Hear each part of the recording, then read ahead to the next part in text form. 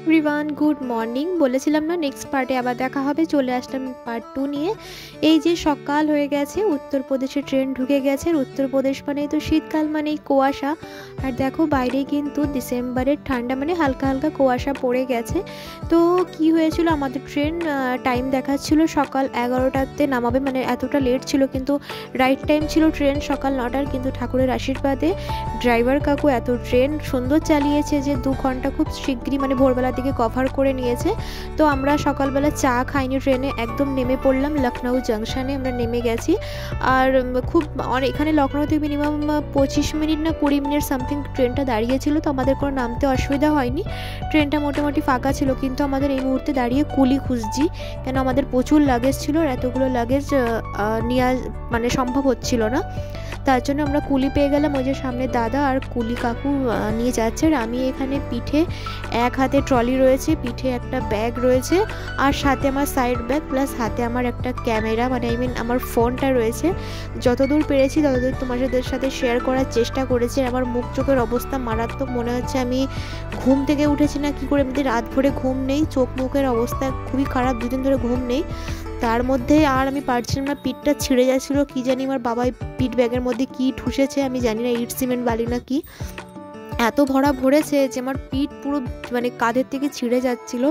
তাও তাড়াতাড়ি করে এগোচ্ছিলাম, কেন কি আমাদের গাড়ি বলা ছিল। তো আমাদের গাড়ি চলে এসেছিল, ড্রাইভার দাদাও বাইরে দাঁড়িয়েছিল।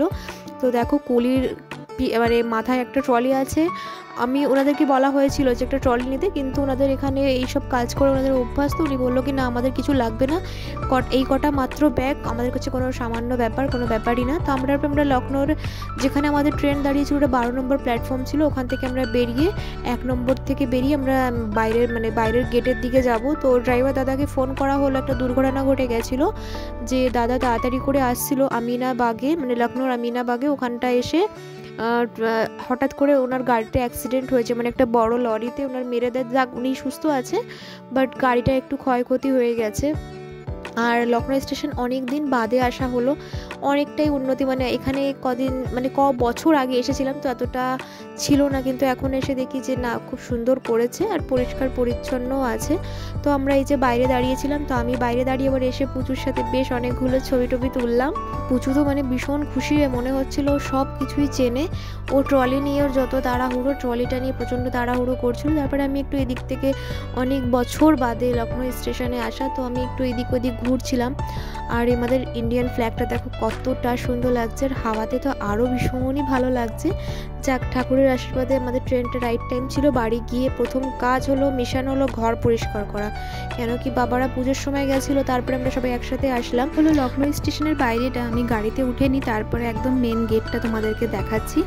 তো এই যে আমরা গাড়ি নিয়ে একটা গন্ডগোল হয়ে গেছে, আমরা বলেছিলাম একটু বড় গাড়ি পাঠাতে, কিন্তু আমার দাদা বলতে আমাদের একটু রিলেটিভ আছে, ওই দাদা ছোট গাড়ি পাঠিয়ে দিয়েছে। অনেক কষ্ট করে আমরা উঠেছি, লাগেজগুলো ঠিকঠাক করে রেখেছি, মানে একটু কষ্ট হয়েছে, আগে পিছে করে বসতে হয়েছে।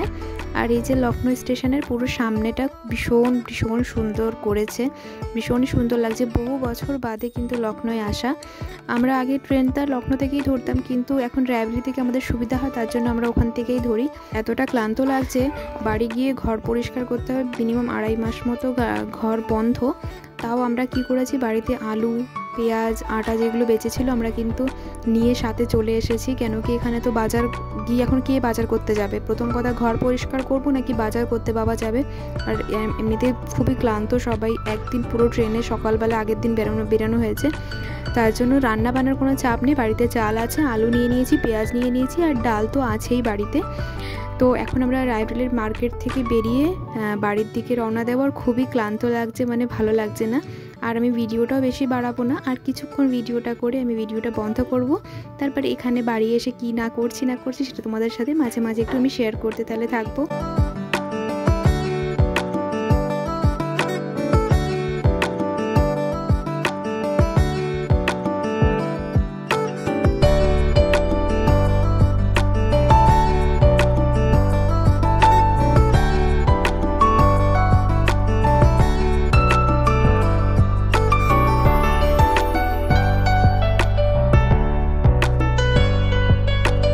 একদম হাইওয়েতে গাড়ি তুলে নিয়েছে দাদাটা।